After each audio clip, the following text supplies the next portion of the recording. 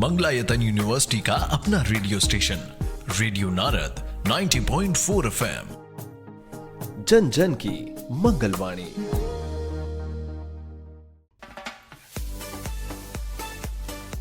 स्वागत है साथियों, आप सुन रहे हैं आपका पसंदीदा कार्यक्रम सेहत सही लाभ गई। मैं हूं आपकी अपनी आरजे याशी और आज का कार्यक्रम बहुत ही खास है क्योंकि आज हम बात करेंगे एक ऐसी बीमारी की जिसके बारे में लोग सुनते तो बहुत हैं, लेकिन सही जानकारी अभी भी हर घर तक नहीं पहुंच पाई है। टीबी यानी क्षय रोग। आज है दोस्तों 24 मार्च विश्व टीबी दिवस, जिसके मौके पर हम समझेंगे टीबी आखिर है क्या, इसके लक्षण क्या है, सरकार क्या कर रही है लोगों के लिए और हम सब मिलकर कैसे बना सकते हैं टीबी मुक्त भारत। लेकिन शुरुआत में एक सच्ची कहानी के साथ। पास के ही एक छोटे से गांव में रहने वाले रमेश को कई हफ्तों तक खांसी थी। पहले उन्होंने सोचा कि मौसम बदल गया है, फिर पड़ोसियों ने कहा कि पुरानी खांसी है, ठीक हो जाएगी।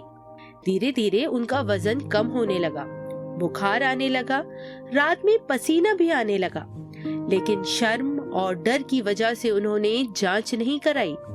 जब हालत ज्यादा बिगड़ने लगी तब आशा दीदी उन्हें सरकारी अस्पताल ले गई। जांच हुई और पता चला कि उनको टीबी है। लेकिन अच्छी बात क्या है पता है? इलाज शुरू हुआ, दवाइयाँ मुफ्त मिली, पोषण सहायता मिली और आज रमेश जी पूरी तरह स्वस्थ है। यानी सच यही है कि टीबी लाइलाज नहीं बल्कि पूरी तरह ठीक होने वाली बीमारी है। आज इन सभी बातों को समझाने के लिए हमारे साथ मौजूद हैं स्वास्थ्य कार्यकर्ता और हमारी अपनी प्रिय टीकन देवी जी। टीकन भाभी, आपका बहुत बहुत स्वागत है रेडियो नारद में। बहुत बहुत धन्यवाद आरजे याशी, और सभी श्रोताओं का भी बहुत बहुत धन्यवाद। सबसे पहले तो मैं श्रोताओं से यही कहना चाहूंगी कि टीबी से डरने की जरूरत नहीं है, उसे समझने की जरूरत है। टीबी एक संक्रामक बीमारी है जो हवा के माध्यम से फैलती है। जब टीबी से संक्रमित व्यक्ति खांसता है, छींकता है या जोर से बोलता है तो बैक्टीरिया हवा में फैल जाते हैं। लेकिन सबसे जरूरी बात, टीबी का इलाज संभव है और सरकारी स्वास्थ्य सेवाओं से यह पूरी तरह मुफ्त है। भारत सरकार का लक्ष्य है टीबी मुक्त भारत अभियान के माध्यम से टीबी को खत्म करना। वाह टीकन देवी, यह तो आपने बहुत ही खास बात बताई और हमारे श्रोता भी इससे वाकिफ हैं। आपने बताया कि देश में टीबी खत्म करने के लिए बड़े स्तर पर काम चल रहा है, लेकिन हमारे श्रोता ये जरूर जानना चाहेंगे कि आखिर सरकार इस दिशा में क्या कर रही है। क्या कोई स्पष्ट लक्ष्य भी तय किए गए हैं? बिल्कुल आरजे याशी, और ये जानना भी बहुत जरूरी है। भारत सरकार ने टीबी मुक्त भारत अभियान के तहत साफ और समयबद्ध लक्ष्य तय किए हैं। सबसे पहला लक्ष्य है कि जितनी जल्दी हो सके टीबी मरीजों की पहचान करना, क्योंकि अक्सर लोग महीनों तक खांसी को सामान्य समझते हैं और जांच नहीं कराते हैं, जिससे बीमारी फैलती है। इसीलिए अब कोशिश ये है कि हर संदिग्ध व्यक्ति तक जांच की सुविधा पहुंचे और बीमारी शुरुआती चरण में ही पकड़े जाए। दूसरा बड़ा लक्ष्य है टीबी से होने वाली मौतों को कम करना। जब मरीज समय पर इलाज शुरू करता है और दवाइयां नियमित से लेता है तो टीबी पूरी तरह ठीक हो सकती है। इसीलिए स्वास्थ्य विभाग लगातार यह सुनिश्चित कर रहा है कि किसी भी मरीज का इलाज बीच में न छूटे। और तीसरा महत्वपूर्ण लक्ष्य है कि समुदाय में नए टीबी मामलों को रोकना, यानी सिर्फ इलाज ही नहीं बल्कि संक्रमण की श्रृंखला को तोड़ना भी जरूरी है। इसके लिए जागरूकता, स्क्रीनिंग और लोगों की भागीदारी सबसे अहम है। दरअसल ये अभियान सिर्फ सरकारी योजना नहीं बल्कि एक जन आंदोलन है। जैसे अभियान का संदेश भी कहता है कि together we can stop TB. Your voice, your awareness and your action can help build a healthier TB मुक्त भारत। यानी हम सबकी आवाज और भागीदारी से ही टीबी मुक्त भारत संभव है। बहुत सुंदर बात कही टीकन देवी आपने। मतलब सरकार अपना काम तो कर रही है, लेकिन सफलता तभी मिलेगी जब समाज भी साथ आए। लेकिन टीकन भाभी, एक बड़ी समस्या ये भी है कि लोग टीबी के लक्षण पहचान नहीं पाते। उन्हें लगता है कि ये सामान्य खांसी या कमजोरी है। ऐसे में लोग कैसे समझे कि जांच करवाने का समय आ गया है? आपने बिल्कुल सही बात उठाई है आरजे याशी। मैं सभी श्रोताओं को ये कहना चाहूंगी कि अपने शरीर के संकेतों को नजरअंदाज ना करें। अगर किसी व्यक्ति को 2 हफ्तों से ज्यादा लगातार खांसी बनी हुई है तो इसे हल्के में बिल्कुल ना लें। कई बार खांसी के साथ बलगम आता है और कुछ मामलों में खून भी दिखाई दे सकता है। यह गंभीर संकेत हो सकता है। इसके अलावा अगर बार बार बुखार आता रहे, खासकर शाम या रात को आता रहे और रात में अत्यधिक पसीना आए, तो यह भी टीबी का लक्षण हो सकता है। कई मरीजों में धीरे धीरे वजन कम होने लगता है, भूख कम लगती है और शरीर में लगातार कमजोरी महसूस होती है। कुछ लोग सीने में दर्द या सांस लेने में तकलीफ भी महसूस करते हैं। रोज के काम करते हुए बहुत जल्दी थक जाते हैं, ये भी एक संकेत है। इसीलिए मैं फिर दोहराना चाहूंगी कि अगर इसमें से कोई भी लक्षण दिखे तो जांच करवाने में देर ना करें, क्योंकि जितनी जल्दी जांच होगी उतनी जल्दी इलाज शुरू होगा और बीमारी पूरी तरह ठीक हो सकती है। तो टीकन भाभी, आपका कहने का मतलब है कि शरीर हमें खुद से संकेत देता है, बस हमें उसे समझना है और समय पर कदम उठाना है। साथ ही एक सवाल और कि क्या टीबी किसी को भी हो सकती है या कुछ लोग ज्यादा खतरे में होते हैं? देखिए आरजे आशी, टीबी किसी को भी हो सकता है, लेकिन कुछ लोगों में इसका खतरा ज्यादा होता है। जैसे उदाहरण के तौर पर जिन लोगों को पहले भी टीबी हो चुका है, उनमें दोबारा संक्रमण की संभावना ज्यादा रहती है, इसीलिए उन्हें विशेष सावधानी रखनी पड़ती है। इसी तरह अगर घर में किसी सदस्य को टीबी है तो बाकी परिवार के लोगों की नियमित जांच बहुत जरूरी हो जाती है, क्योंकि वे लंबे समय तक संपर्क में रहते हैं। कुपोषण भी एक बड़ा कारण है। जिन लोगों का शरीर कमजोर होता है और जिन्हें पर्याप्त पोषण नहीं मिलता, उनकी रोग प्रतिरोधक क्षमता कम हो जाती है और टीबी का खतरा बढ़ जाता है। अब आती है बारी डायबिटीज की। डायबिटीज यानी मधुमेह, इनसे पीड़ित लोग और HIV से प्रभावित व्यक्तियों में भी संक्रमण का जोखिम ज्यादा रहता है।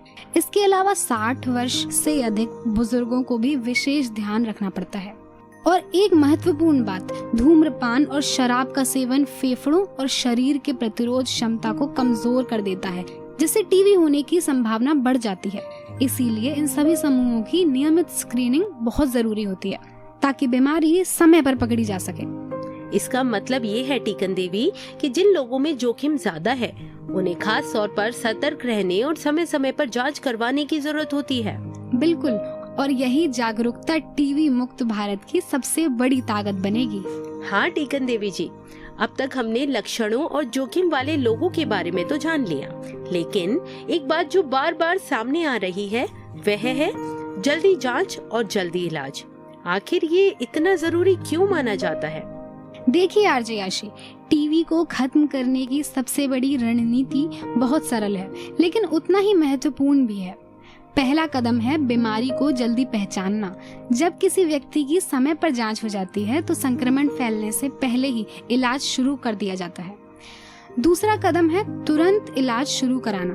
कई बार लोग जांच तो करवा लेते हैं, लेकिन दवा शुरू करने में देर कर देते हैं और डर जाते हैं।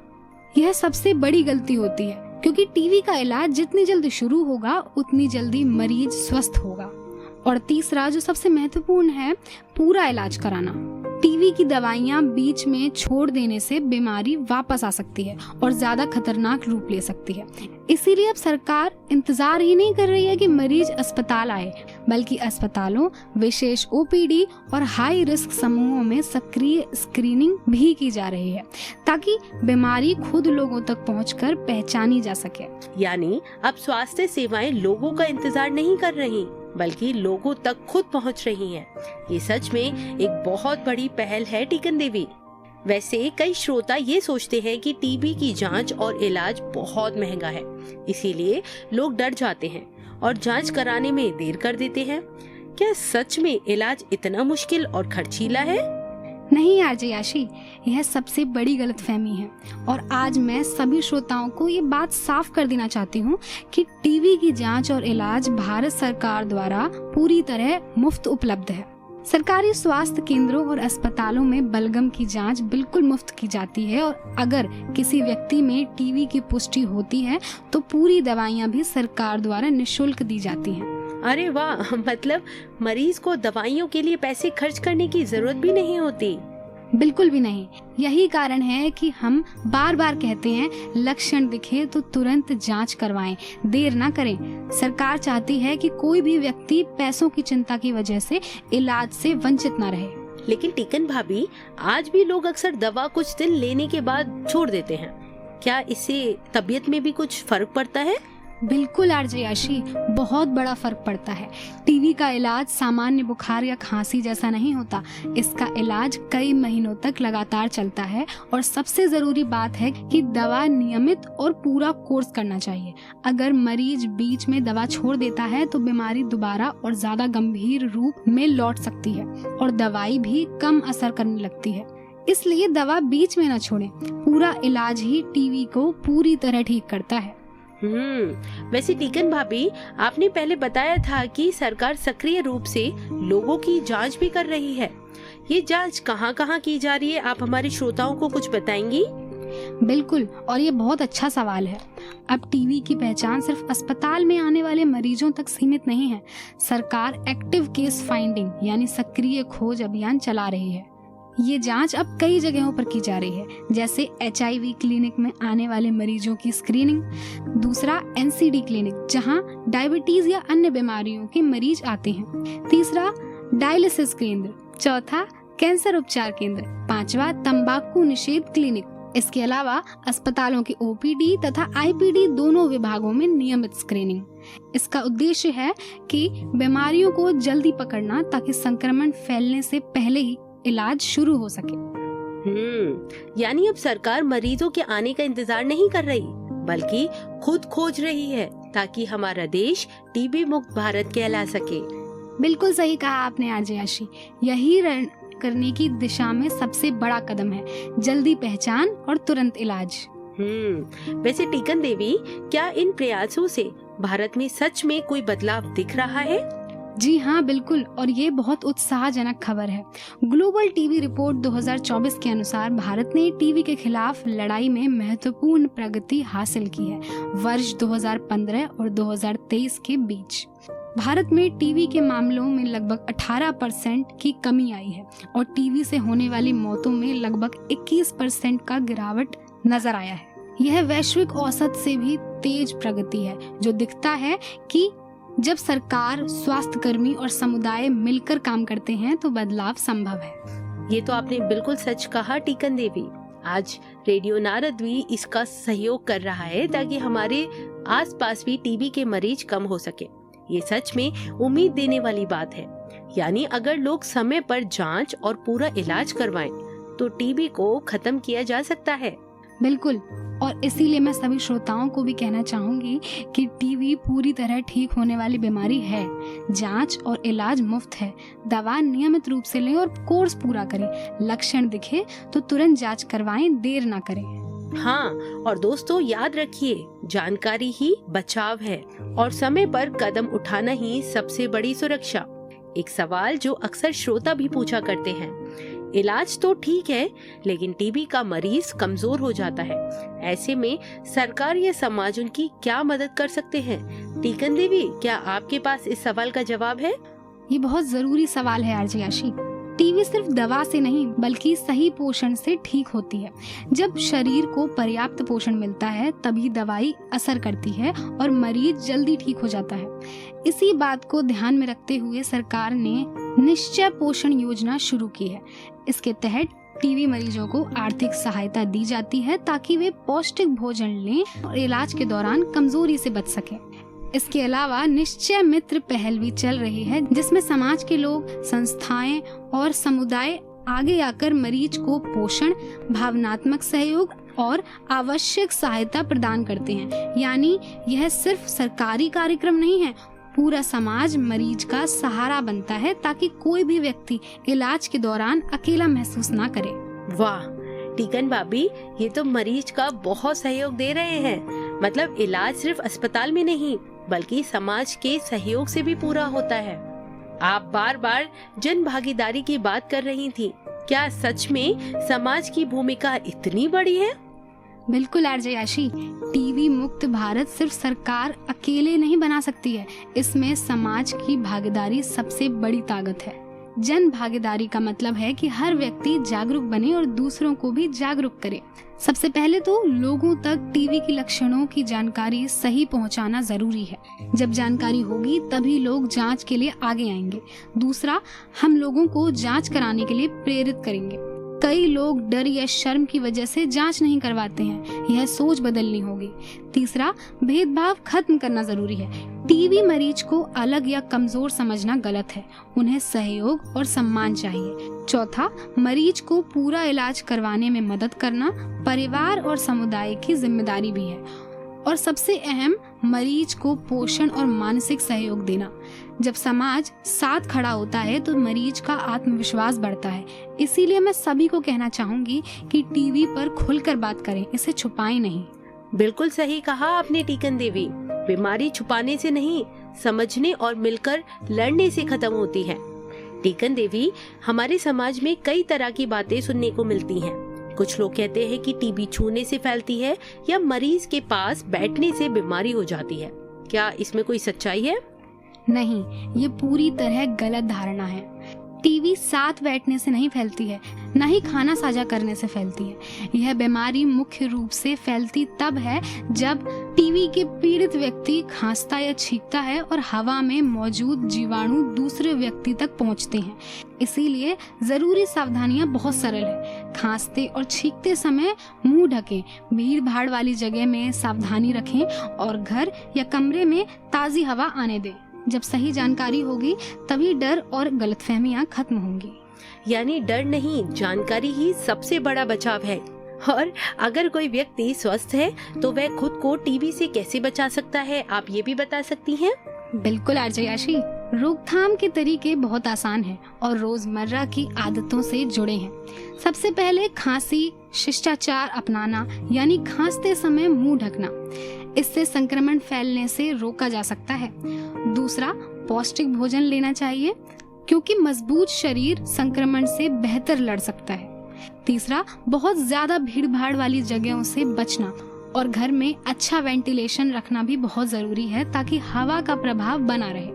और जिन लोगों में जोखिम ज्यादा है उन्हें डॉक्टर की सलाह से प्रिवेंटिव ट्रीटमेंट भी दिया जा सकता है, जिससे बीमारी होने की संभावना कम होती है।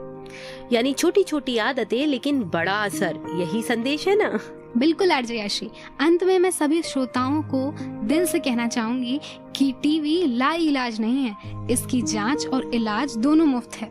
सबसे जरूरी है पूरा इलाज कराना और मरीज का साथ देना, भेदभाव नहीं करना। और याद रखिए, अभियान का संदेश है yes we can end TB, led by India, powered by जन भागीदारी। बिल्कुल दोस्तों, आपकी आवाज, आपकी जागरूकता, आपका सहयोग ही बनाएगा टीबी मुक्त भारत। अगर आपको या आपके आसपास किसी को भी टीबी के लक्षण दिखाई दे तो तुरंत अपने नजदीकी स्वास्थ्य केंद्र जाएं। अब समय है विदा लेने का, पर जाने से पहले हम लेंगे अपनी सेहत की शपथ हर बार की तरह। हम अपने और अपने परिवार की जिम्मेदारी लेंगे।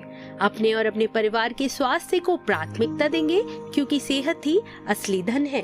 सरकारी स्वास्थ्य सेवाओं और योजनाओं का पूरा लाभ उठाएंगे और दूसरों को भी जागरूक करेंगे। साफ सफाई और स्वच्छता का पालन करेंगे ताकि बीमारियों से बचा जा सके। नियमित जांच और टीकाकरण करवाएंगे और अपने परिवार को भी इसके लिए प्रेरित करेंगे। संतुलित आहार और व्यायाम अपनाएंगे ताकि शरीर और मन दोनों स्वस्थ रहें। महिलाओं, बच्चों और बुजुर्गों की सेहत का विशेष ध्यान रखेंगे। और जब पूरा समाज स्वस्थ और सशक्त बनेगा तभी तो भारत समृद्ध बनेगा, क्योंकि सेहत सही तो लाभ कई। धन्यवाद।